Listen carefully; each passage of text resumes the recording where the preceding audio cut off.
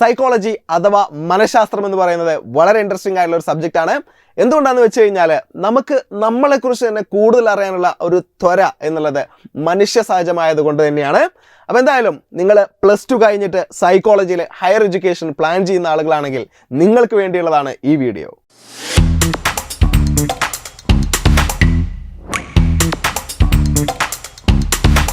Hello everyone, course സ്പോട്ട്ലൈറ്റിന്റെ മറ്റൊരു വീഡിയോയിലേക്ക് എല്ലാവർക്കും ഹൃദ്യമായ സ്വാഗതം. Myself Nabeel, I am a psychologist and a faculty of psychology.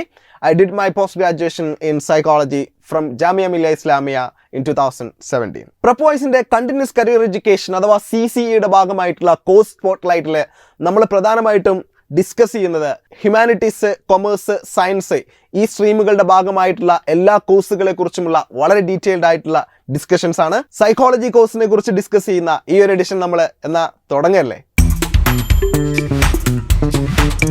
ഞാനൊക്കെ സൈക്കോളജി പഠിക്കാൻ തുടങ്ങിയ കാലഘട്ടത്തിൽ ആളുകൾ പൊതുവെ നമ്മളോട് ചോദിക്കുമല്ലോ, നിങ്ങൾ എന്താ പഠിക്കുന്നത് എന്നുള്ളത്. അപ്പോൾ സൈക്കോളജിയാണ് പഠിക്കുന്നതെന്ന് പറയുമ്പം പൊതുവെ ഞാൻ എക്സ്പീരിയൻസ് ചെയ്തിരുന്ന കുറച്ച് റിയാക്ഷൻസ് ഉണ്ട്. അതിൽ പ്രധാനപ്പെട്ട ഒന്നാണ്, ചിലപ്പോൾ ആളുകൾ നമ്മൾ അടുത്തിരുന്നിട്ടാണ് ചോദിക്കുന്നതെങ്കിൽ കുറച്ചങ്ങോട്ട് മാറി നിന്നിട്ട് പറയും, നിൻ്റെ അടുത്തൊന്ന് ഇരുന്നൂടാന്ന് പറയും.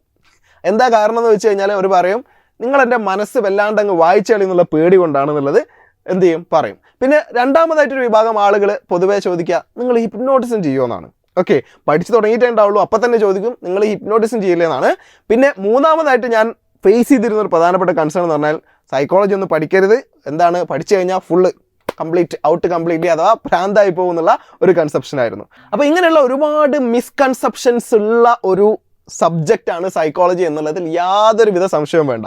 ഇത് ഞാൻ ജസ്റ്റ് 3 എക്സാമ്പിൾ പറഞ്ഞു എന്നുള്ളൂ. ഇതിലും എക്സ്ട്രീം ആയിട്ടുള്ള പല എക്സ്പീരിയൻസുകളും സൈക്കോളജി പഠിക്കുന്ന എല്ലാ സ്റ്റുഡൻസിനും ഉണ്ടാവുന്നതാണ്. കാരണം ആളുകൾക്ക് ഇതിനെക്കുറിച്ച് കൂടുതലായിട്ട് അറിയില്ല എന്നുള്ളതാണ്. ഒരു അവ്യക്തത സൈക്കോളജിയുടെ കാര്യത്തിൽ ഇപ്പോഴും പല ആളുകൾക്കും ഉണ്ട്. അപ്പോൾ ഇതൊക്കെ മിസ്കൺസെപ്ഷൻ ആണെങ്കിൽ അഥവാ തെറ്റിദ്ധാരണകളാണെങ്കിൽ എന്തായിരിക്കും സൈക്കോളജി?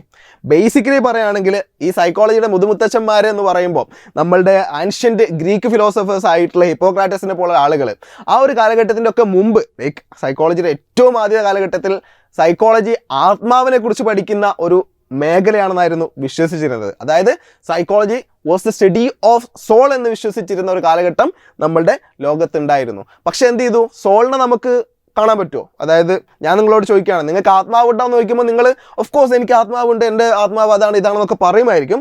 പക്ഷെ അതിനെ കാണിച്ചു തരാൻ വേണ്ടി പറഞ്ഞാൽ നിങ്ങൾക്ക് അത് പറ്റുമോ? ഇല്ല. ഓഫ് കോഴ്സ് സോൾ എന്ന് പറയുന്ന സംഭവം എന്തല്ല, വിസിബിൾ അല്ല. അപ്പോൾ അത് വിസിബിൾ അല്ലാത്തത് കൊണ്ട് തന്നെ സോളിനെ കുറിച്ച് പഠിക്കൽ പോസിബിൾ അല്ല എന്ന് മനസ്സിലാക്കിയതിന് ശേഷം അങ്ങനെ കുറേ എന്താണ് ഡെവലപ്മെൻറ്റ് സൈക്കോളജിയിൽ വന്നതിന് ശേഷമാണ് ഇപ്പോഴുള്ള ഒരു ഡെഫിനേഷനിലേക്ക് എന്ത് ചെയ്തത്, സൈക്കോളജി എത്തിയത്. അപ്പോൾ ഇപ്പോഴത്തെ ഡെഫിനേഷൻ എന്താണ്? ഇപ്പോഴത്തെ ഡെഫിനേഷൻ എന്താണെന്ന് വെച്ച് കഴിഞ്ഞാൽ വളരെ സിമ്പിളാണ്. Psychology is the scientific and systematic study of human mind, behaviour and mental process എന്നുള്ളതാണ്. ഒരുപാട് ഡെഫിനേഷൻസ് ഉണ്ട്, അതിൽ ജസ്റ്റ് ഒരു ബേസിക് ആയിട്ടുള്ള ഡെഫിനേഷനാണ് ഞാൻ പറഞ്ഞത്. അഥവാ സൈക്കോളജി പഠിക്കുന്നത് മനുഷ്യന്മാരുടെ സ്വഭാവങ്ങളെക്കുറിച്ചാണ്, മനുഷ്യന്മാരുടെ മാനസിക തലങ്ങളെക്കുറിച്ചാണ്, മാനസിക പ്രവർത്തനങ്ങളെക്കുറിച്ചാണ്. അതിനെയൊക്കെ കുറിച്ചുള്ള സയൻറ്റിഫിക് ആൻഡ് സിസ്റ്റമാറ്റിക് എന്നാണ്, ശാസ്ത്രീയപരമായിട്ടുള്ള പഠനമാണ് മനഃശാസ്ത്രം എന്ത് ചെയ്യുന്നത്, മുന്നോട്ട് വെക്കുന്നത് എന്നുള്ളതാണ് അതിൻ്റെ ബേസിക് ആയിട്ടുള്ള ഒരു ഡെഫിനേഷൻ എന്ന് പറയുന്നത്. കേരളത്തിലെ സിലബസിൻ്റെ ഒരു സിറ്റുവേഷൻ വെച്ച് നോക്കുമ്പോൾ ഹ്യൂമാനിറ്റീസ് പഠിച്ചാവട്ടെ, ലൈക്ക് കൊമേഴ്സ് പഠിച്ചതാവട്ടെ, സയൻസ് പഠിച്ചതാവട്ടെ, ഈ സ്റ്റുഡൻസിനൊന്നും സൈക്കോളജിയിലേക്ക് അത്ര ഒരു എക്സ്പോഷർ കിട്ടുന്നില്ല എന്നുള്ളതാണ്. ആകെ കുറച്ച് സ്കൂളുകളിൽ സൈക്കോളജി കൂടെ പഠിപ്പിക്കുന്ന കോമ്പിനേഷൻസ് ഉണ്ട് എന്നല്ലാതെ ഒരുപാടൊന്നും സ്കൂളുകളിൽ സൈക്കോളജി ഹ്യൂമാനിറ്റീസിന്റെ ഭാഗമായിട്ടോ കൊമേഴ്സിൻ്റെയോ സയൻസിൻ്റെയോ ഭാഗമായിട്ടോ പഠിപ്പിക്കുന്നതായിട്ടില്ല. അതുകൊണ്ട് തന്നെ സൈക്കോളജി ഹയർ എഡ്യൂക്കേഷന് വേണ്ടി സെലക്ട് ചെയ്യുന്ന കുട്ടികളിൽ ഭൂരിഭാഗം പേർക്കും സൈക്കോളജിയുടെ ബേസ് എന്താണെന്ന് അറിയാത്ത അവസ്ഥ ഉണ്ടാവുമെന്നുള്ളതാണ്. അപ്പോൾ സൈക്കോളജിയെക്കുറിച്ച് ബേസിക് ആയിട്ടുള്ള കാര്യങ്ങളൊക്കെ നമ്മൾ മനസ്സിലാക്കി കഴിഞ്ഞു. പൊതുവെ നമ്മൾ എന്താണ് പഠിക്കാൻ പോകുന്നതിനെ കുറിച്ച് ആർക്കും വലിയ ഐഡിയ ഉണ്ടാവാറില്ല.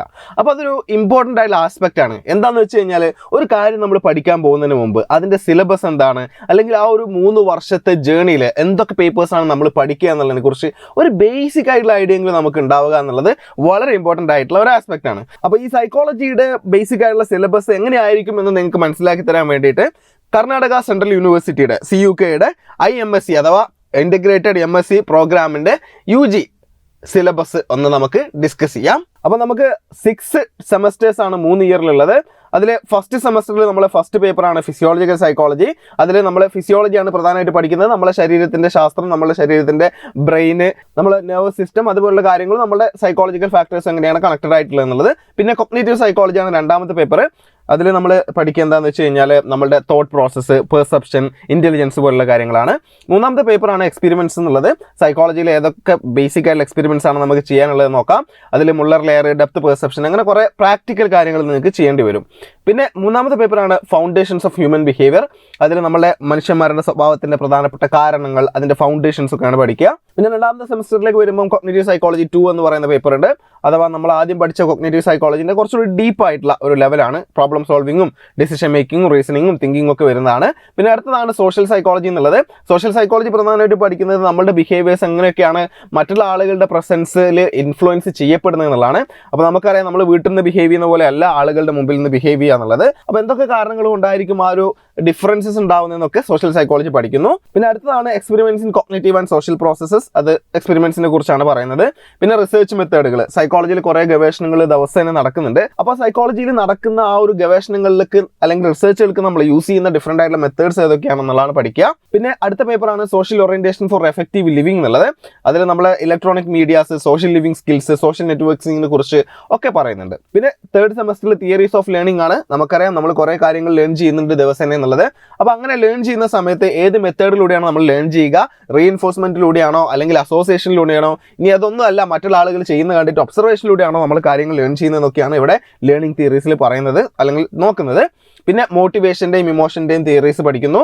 ലേണിങ്ങിൻ്റെ, മോട്ടിവേഷൻ്റെ, ഇമോഷൻ്റെ ഇവരുടെയൊക്കെ എക്സ്പെരിമെൻറ്റ്സ് ഏതൊക്കെയാണെന്നുള്ളതും ഇവിടെ കൊടുത്തിട്ടുണ്ട്. അത് നിങ്ങൾ ചെയ്യേണ്ടി വരും. പിന്നെ ഒരു പ്രോജക്റ്റ് നിങ്ങൾക്കുണ്ട്. സ്റ്റാറ്റിസ്റ്റിക്സ് എന്ന് പറയുന്ന പേപ്പറുണ്ട്. സ്റ്റാറ്റിസ്റ്റിക്സിൽ നിങ്ങൾ പ്രധാനമായിട്ടും സ്റ്റാറ്റിസ്റ്റിക്കൽ മെഷർമെൻറ്റ്, ഈ സെൻട്രൽ ടെൻഡൻസി പോലെയുള്ള പാരാമെട്രിക് ടെസ്റ്റുകൾ പോലെയുള്ള കാര്യങ്ങളെക്കുറിച്ചാണ് പഠിക്കുക. കുറച്ച് മാത്തമാറ്റിക്സ് ഇൻവോൾവ് ആയിട്ടുള്ള പേപ്പറാണ് സ്റ്റാറ്റിസ്റ്റിക്സ്. പിന്നെയാണ് ലൈഫ് സ്കിൽ എഡ്യൂക്കേഷൻ. നമ്മുടെ ലൈഫ് സ്കില്ല്, നമ്മുടെ personality improvement, effective communication improvement, ഇതൊക്കെയാണ് ലൈഫ് സ്കില്ലിൽ വരുന്നത്. പിന്നെ ഫോർത്ത് സെമസ്റ്ററിൽ തിയറീസ് ഓഫ് പേഴ്സണാലിറ്റി. നമുക്കറിയാം, നമ്മളെ മറ്റുള്ള ആളുകളിൽ നിന്ന് യുണീക്ക് ആക്കുന്ന ഒരു ഫാക്ടറാണ് നമ്മുടെ പേഴ്സണാലിറ്റി എന്നുള്ളത്. ഓരോ ആളുകൾക്കും ഡിഫറെൻ്റ് ആയിട്ടുള്ള പേഴ്സണാലിറ്റീസ് ആണ് ഉണ്ടാവുക. അപ്പോൾ ഈ പേഴ്സണാലിറ്റിയെ കുറിച്ച് പറയുന്ന തിയറീസ് ഏതൊക്കെയാണെന്നുള്ളതാണ് ഫസ്റ്റ് ഡിസ്കസ് ചെയ്യുക. പിന്നെ theories of memory and intelligence. നമ്മൾ മെമ്മറി എങ്ങനെയാണ് വർക്ക് ചെയ്യുന്നത്, എത്ര ടൈപ്പ് ഓഫ് മെമ്മറി നമുക്കുണ്ട്, അതുപോലെ തന്നെ നമ്മുടെ മെമ്മറീസിൻ്റെ പ്രധാനപ്പെട്ട തിയറീസ് എന്തൊക്കെയാണെന്ന് നമ്മൾ നോക്കും. പിന്നെ ഡെവലപ്മെൻറ്റൽ സൈക്കോളജി. ഒരു മനുഷ്യൻ്റെ ജനനം മുതൽ മരണം വരെയുള്ള സൈക്കോളജിക്കൽ സ്റ്റേജസിനെ കുറിച്ച്, അതിലുണ്ടാവുന്ന ഡെവലപ്മെൻറ്റിനെ കുറിച്ചൊക്കെയാണ് ഡെവലപ്മെൻറ്റൽ സൈക്കോളജിയിൽ നമ്മൾ പഠിക്കുക. പിന്നെ പേഴ്സണാലിറ്റി അസസ്മെൻറ്റിനെ കുറിച്ചും മെമ്മറി ഇൻ്റലിജൻസ് അസസ്മെൻറ്റിനെ കുറിച്ചൊക്കെ അതിൽ പറയുന്നുണ്ട്. പേഴ്സണാലിറ്റി ഡെവലപ്മെൻറ്റിനെ കുറിച്ചും എന്തുണ്ട്, ഒരു പേപ്പറിൽ നിങ്ങൾ പഠിക്കാനുണ്ട്. പിന്നെ അടുത്ത ഫിഫ്ത്ത് സെമസ്റ്ററിൽ ക്ലിനിക്കൽ സൈക്കോളജിയിലേക്ക് ഇൻട്രഡക്ഷൻ ആണ്. എങ്ങനെയാണ് ഡയഗ്നോസിസ് നടത്തുക, എങ്ങനെയൊക്കെയാണ് നമ്മളെ ട്രീറ്റ്മെൻറ്റ് മെത്തേഡുകൾ ഉണ്ടാവുക എന്നുള്ളതൊക്കെയാണ് അതിൽ നിങ്ങൾ പഠിക്കുക. പിന്നെ ഓർഗനൈസേഷണൽ ബിഹേവിയർ. ഒരു ഓർഗനൈസേഷനിൽ, കമ്പനിയിൽ വർക്ക് ചെയ്യുന്ന എംപ്ലോയീസിൻ്റെ മെൻ്റൽ ഹെൽത്ത്, അവരുടെ ജോബ് സാറ്റിസ്ഫാക്ഷൻ ലെവൽസ്, ഇതൊക്കെയാണ് നമ്മൾ ഓർഗനൈസേഷണൽ ബിഹേവിയറിൽ പ്രധാനമായിട്ട് ഫോക്കസ് ചെയ്യുന്നത്. അതിനെക്കുറിച്ച് നിങ്ങൾ പഠിക്കും. പിന്നെ കൗൺസിലിംഗ് സൈക്കോളജിയുടെ ഒരു ഇൻട്രഡക്ഷൻ ഉണ്ടാവും. എന്താണ് കൗൺസിലിംഗ്, അതിൻ്റെ പ്രധാനപ്പെട്ട കാര്യങ്ങൾ എന്തൊക്കെയാണ്, കൗൺസിലേഴ്സിൻ്റെ സ്കിൽ എന്തൊക്കെയാണെന്നുള്ളത്. പിന്നെ പ്രധാനമായിട്ടും കമ്മ്യൂണിക്കേഷൻ സ്കിൽ എന്ന് പറയുന്ന ഒരു എലക്റ്റീവ് പേപ്പർ ഉണ്ട്.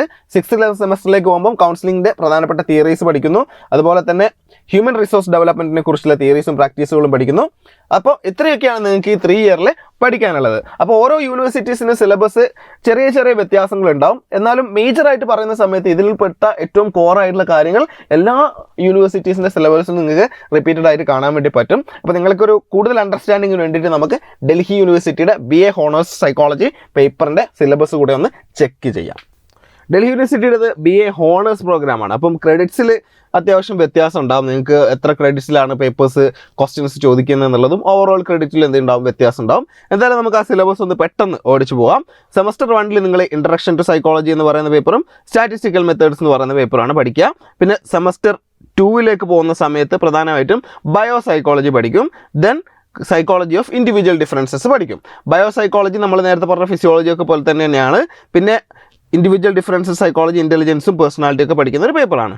പിന്നെ അടുത്തതായിട്ട് നിങ്ങൾ semester 3 development of psychological thought പഠിക്കുന്നു. നേരത്തെ നമ്മൾ പറഞ്ഞതാണ്, എക്സ്പ്ലെയിൻ ചെയ്തതാണ്.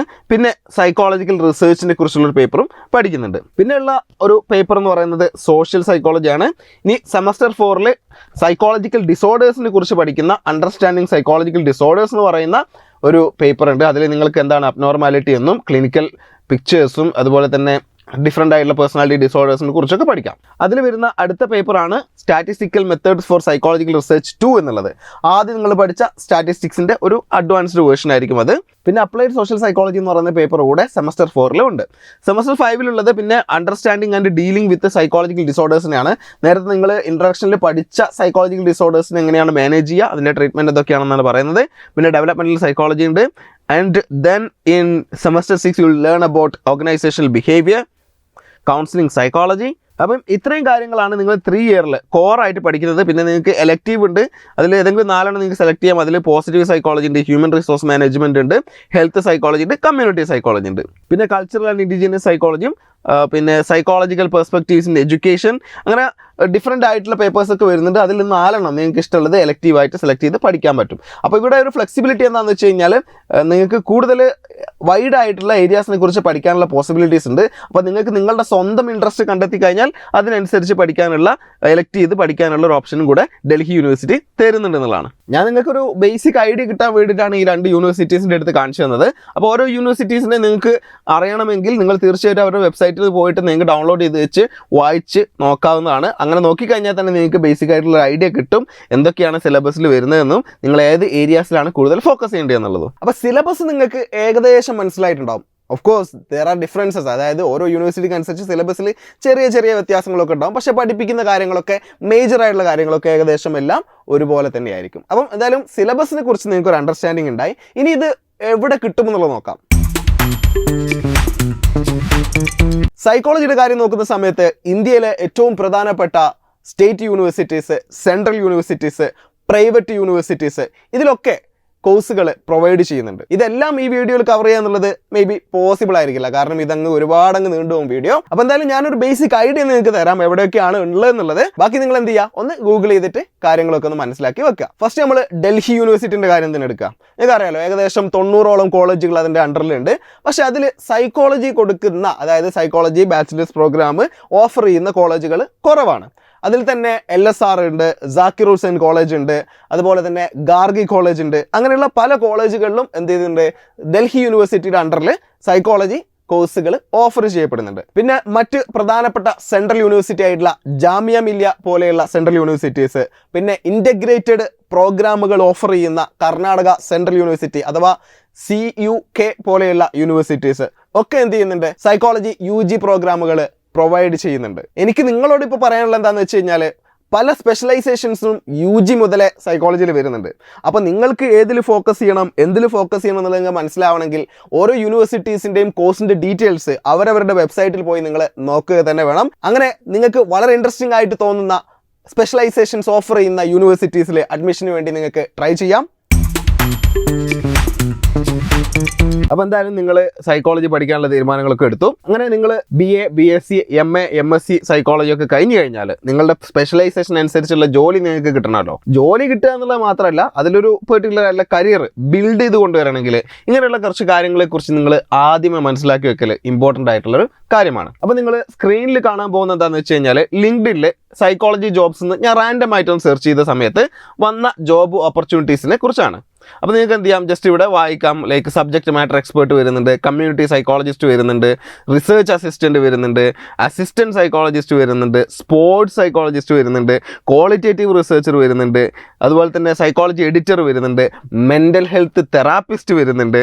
അങ്ങനെ പല പല റോളുകൾ നിങ്ങൾക്ക് ഇവിടെ എന്ത് ചെയ്യാൻ പറ്റും, അല്ലെങ്കിൽ ജോബ് ഓപ്പർച്യൂണിറ്റീസ് സൈക്കോളജിസ്റ്റുകൾക്ക്, സൈക്കോളജി പോസ്റ്റ് ഗ്രാജുവേറ്റ്സിന് ഉള്ളതായിട്ട് നിങ്ങളുടെ കാണാൻ വേണ്ടി പറ്റും. സൈക്കോളജി പഠിച്ച ആളുകൾക്ക് അപ്ലൈ ചെയ്യാൻ വേണ്ടി പറ്റുന്ന കുറച്ച് ജോബ് റോളുകളാണ് നിങ്ങളിപ്പോൾ കണ്ടത്. സൈക്കോളജിയിൽ കുറേ സ്പെഷ്യലൈസേഷൻ ഉണ്ട് എന്നുള്ളത് നിങ്ങൾക്ക് അറിയാലോ. അപ്പോൾ നിങ്ങൾ ഫസ്റ്റ് ചിലപ്പോൾ UG പഠിക്കുന്ന സമയത്ത് ജനറൽ ആയിട്ടുള്ള സൈക്കോളജി ഒക്കെ ആയിരിക്കും പഠിക്കുക. എങ്കിലും ഒരു പോസ്റ്റ് ഗ്രാജുവേഷൻ ലെവലൊക്കെ പോകുന്ന സമയത്ത് നിങ്ങൾക്ക് എന്ത് ചെയ്യാം, ഒരുപാട് സ്പെഷ്യലൈസേഷൻ സെലക്ട് ചെയ്യാനുള്ള ഓപ്ഷൻസ് ഉണ്ടാവും. അതിൽ ഏറ്റവും പ്രധാനമായിട്ട് വരുന്നത് ഓർഗനൈസേഷണൽ സൈക്കോളജിയാണ്, പിന്നെ അതുപോലെ തന്നെ ക്ലിനിക്കൽ സൈക്കോളജിയാണ്, ആൻഡ് ദെൻ കൗൺസിലിംഗ് സൈക്കോളജിയാണ്. ഇത് മൂന്നാണ് കോമൺ ആയിട്ട് എന്ത് ചെയ്യാറുള്ളത്, സ്പെഷ്യലൈസേഷൻസ് ആയിട്ട് വരാറുള്ളത്. പക്ഷേ ഇത് മാത്രമല്ല, വളരെ വ്യത്യസ്തമായിട്ടുള്ള സൈക്കോളജിയുടെ സബ് ഫീൽഡുകളും നമുക്ക് എന്താണ് ഡിഫറെൻ്റ് ആയിട്ടുള്ള യൂണിവേഴ്സിറ്റീസിൽ പഠിക്കാൻ അവൈലബിൾ ആണ്. അതിൽ പെട്ടതാണ് സ്പോർട്സ് സൈക്കോളജി, സ്പിരിച്വൽ സൈക്കോളജി, അങ്ങനെ ഡിഫറെൻ്റ് ആയിട്ടുള്ള സൈക്കോളജിയുടെ സബ് ഫീൽഡുകളെ സ്പെഷ്യലൈസ് ചെയ്യാൻ പറ്റുന്ന ഓപ്ഷൻസ് ഉള്ള കോളേജുകളും നമ്മളെ ചുറ്റിലുമുണ്ട്. അപ്പോൾ നിങ്ങൾ സ്ക്രീനിൽ കണ്ട പോലെ തന്നെ ഈ ഒരു പെർട്ടിക്കുലർ ആയിട്ടുള്ള സ്പെഷ്യലൈസേഷൻ്റെ അണ്ടറിൽ ഒരുപാട് ജോബ് റോളുകൾ വരുന്നുണ്ട്. ഇപ്പം കൗൺസിലിംഗ് സൈക്കോളജിസ്റ്റ് ആണ് നിങ്ങളെന്ന് കരുതുക, അല്ലെങ്കിൽ കൗൺസിലിംഗ് സൈക്കോളജിയിലാണ് നിങ്ങൾ ഫോക്കസ് ചെയ്യുന്നത് കരുതുക, സ്പെഷ്യലൈസ് ചെയ്യുന്നത്. അപ്പോൾ നിങ്ങൾക്ക് അവിടെ ഒരുപാട് ഓപ്പർച്യൂണിറ്റീസ് വരുന്നുണ്ട്. ഫാമിലി കൗൺസിലർ ആവാം, റിലേഷൻഷിപ്പ് തെറപ്പിസ്റ്റ് ആവാം. ഞാൻ പേഴ്സണലി ഒരു റിലേഷൻഷിപ്പ് തെറപ്പിസ്റ്റ് ആണ്. ഞാൻ കൂടുതൽ ഫോക്കസ് ചെയ്യുന്നത് റിലേഷൻഷിപ്പ് സൈക്കോളജിയിലായതുകൊണ്ട്. അതുപോലെ തന്നെ നിങ്ങൾക്ക് എന്ത് ചെയ്യാം, ഒരു കരിയർ കൗൺസിലർ ആവാം, അങ്ങനെ ഡിഫറെൻ്റ് ആയിട്ട് സ്കൂൾ കൗൺസിലർ ആവാം. അതുപോലെ ഡിഫറെൻ്റ് ആയിട്ടുള്ള കൗൺസിലിങ്ങിൻ്റെ ഫീൽഡുകളിൽ നിങ്ങൾക്ക് എന്ത് ചെയ്യാം, ജോബ് റോളുകൾ അല്ലെങ്കിൽ ജോബ് ചെയ്യാൻ പറ്റുമെന്നുള്ളത് അതിൻ്റെ ഒരു പ്രത്യേകതയാണ്. ഇനിയിപ്പോൾ ക്ലിനിക്കൽ സൈക്കോളജിയിലേക്ക് വരുന്ന സമയത്ത് നിങ്ങൾക്ക് റീഹാബിലിറ്റേഷൻ സൈക്കോളജിസ്റ്റ് ആവാം. അതുപോലെയുള്ള ക്ലിനിക്കൽ ഡയഗ്നോസിസ് ട്രീറ്റ്മെൻറ്റുമായി ബന്ധപ്പെട്ട് കിടക്കുന്ന ഏരിയാസിലൊക്കെ നിങ്ങൾക്ക് എന്ത് ചെയ്യാൻ വേണ്ടി പറ്റും, ഡിഫറെൻ്റ് ആയിട്ടുള്ള ജോബ് റോളുകളിൽ വർക്ക് ചെയ്യാൻ വേണ്ടി പറ്റും. സൈക്കോളജി ഡൊമൈനിൽ ഒരു കരിയർ ബിൽഡ് ചെയ്യാനാണ് നിങ്ങളെ പ്ലാൻ എങ്കിൽ നിങ്ങൾ എന്ത് ചെയ്യണം, അതിന് ആദ്യമേ തുടങ്ങണം. എങ്ങനെയാണ് തുടങ്ങേണ്ടതെന്ന് വെച്ച് കഴിഞ്ഞാൽ, ഈ ഇൻഡസ്ട്രിയുമായി ബന്ധപ്പെട്ട് കിടക്കുന്ന കാര്യങ്ങളുമായിട്ട് നിങ്ങൾ നല്ല കോൺടാക്റ്റുകൾ ബിൽഡ് ചെയ്യുക. നിങ്ങളെ ചുറ്റുമുള്ള സൈക്കോളജി ക്ലിനിക്കുകൾ, അവിടെ നടക്കുന്ന കാര്യങ്ങൾ ഒക്കെ കുറിച്ച് നിങ്ങൾ എന്ത് ചെയ്യുക, അവെയർ ആവുക. പറ്റുമെങ്കിൽ സമയം കിട്ടുമ്പോഴൊക്കെ അവിടെ പോവുക, ഇന്റേൺഷിപ്പിനുള്ള ഓപ്പർച്യൂണിറ്റീസ് തേടുക. അങ്ങനെ നിങ്ങൾ എപ്പോഴും കണക്റ്റഡ് ആയിട്ട്, ഈ ഫീൽഡുമായിട്ട് കണക്റ്റഡ് ആയിട്ട് നിങ്ങളെ കൊണ്ടുപോകാൻ വേണ്ടി എപ്പോഴും ശ്രമിച്ചുകൊണ്ടേയിരിക്കുക. നിങ്ങൾക്ക് നിങ്ങളുടെ കോഴ്സിന്റെ ഭാഗമായിട്ട് തന്നെ ഇന്റേൺഷിപ്പും സംഭവങ്ങളും പ്രാക്ടീസ് ചെയ്യാനുള്ള ഓപ്പർച്യൂണിറ്റീസ് സംഭവങ്ങളൊക്കെ എന്ത് ചെയ്യുന്നുണ്ട്, ഡിഫറെൻ്റ് ആയിട്ടുള്ള യൂണിവേഴ്സിറ്റീസ് ഓഫർ ചെയ്യുന്നുണ്ട്. അപ്പോൾ അങ്ങനെയൊക്കെ ആണെങ്കിലും നിങ്ങളുടെ റൂട്ട് നിങ്ങൾ തന്നെ എന്ത് ചെയ്യണം, ആദ്യമേ കണ്ടുവെക്കണം.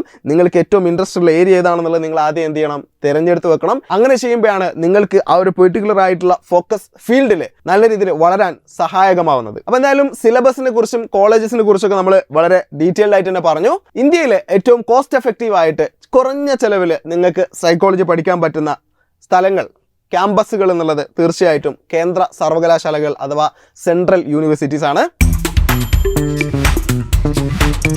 ഡൽഹി യൂണിവേഴ്സിറ്റി പോലെയുള്ള സെൻട്രൽ യൂണിവേഴ്സിറ്റീസിലേക്കുള്ള അഡ്മിഷൻ അടുത്ത വർഷം മുതൽ CUET എക്സാം ത്രൂ ആണെന്നുള്ളത് നിങ്ങൾക്ക് ഓൾറെഡി അറിയാമായിരിക്കുമല്ലോ. നാഷണൽ ലെവലിൽ ഇങ്ങനെ ഒരു എൻട്രൻസ് ഒക്കെ വരുന്ന സമയത്ത് നേരത്തെ പ്രിപ്പറേഷൻ തുടങ്ങുക എന്നുള്ളത് വളരെ ഇമ്പോർട്ടൻ്റ് ആയിട്ടുള്ള ഒരു ആസ്പെക്റ്റ് ആണ്. നിങ്ങളുടെ ഏർലി പ്രിപ്പറേഷൻ മുതൽ അവസാനം അഡ്മിഷൻ എടുക്കുന്നത് വരെ നിങ്ങളെ കംപ്ലീറ്റ് ആയിട്ട് സപ്പോർട്ട് ചെയ്യാൻ സെൻട്രൽ യൂണിവേഴ്സിറ്റീസ് തന്നെ പഠിച്ചിറങ്ങിയ വിദ്യാർത്ഥികളുടെ കൂട്ടായ്മയായിട്ടുള്ള പ്രെപ്വൈസ് നിങ്ങളുടെ കൂടെ തന്നെ ഉണ്ടാവും. പ്രെപ്വൈസിന്റെ മൊബൈൽ ആപ്പ് വഴിയാണ് എല്ലാ പരിപാടികളും നടക്കുന്നത്. Anyway, download the application, and if you have any other concerns, you can contact on the numbers given here. Thank you for listening to Prepwise.